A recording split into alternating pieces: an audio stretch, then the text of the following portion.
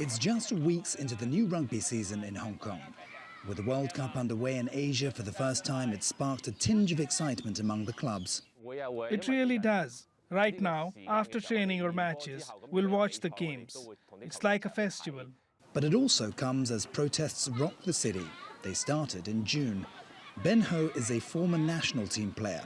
He still turns out for his old club sometimes, but mainly helps to develop the women's game as a coach now.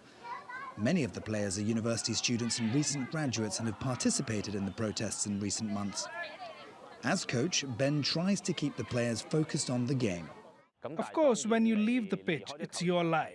So you have to make your own decisions. If you want to go out and protest, that's up to you. We won't stop you. But as much as we can, we will hope that it doesn't affect people's lives.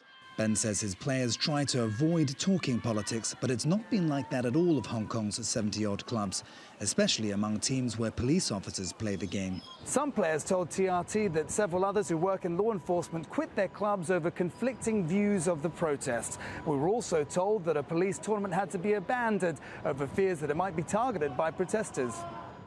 The force's handling of the crisis in Hong Kong has been a hot-button issue that stirred anger.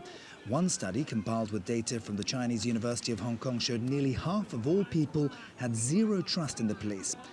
Still, many of those involved in promoting the game hope rugby can have a positive impact, particularly among youths. 2 days training in the weekday and one weekend, you spend all your energy on the rugby field rather than what's happening in Hong Kong. It also can take the pressure out if you are depressed or you're not happy, and then sport is a really good thing to reduce the pressure.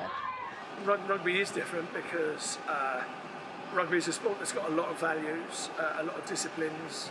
Rugby's a tough game, but when people are walking off the pitch and they're shaking hands, it's well meant, it's genuine, it's not fake. And rugby is a family, and we help family. And while the protests don't look like they'll end anytime soon, some rugby fans say values like respect for one another could go a long way in helping to heal Hong Kong. Patrick Falk, TRT World, Hong Kong.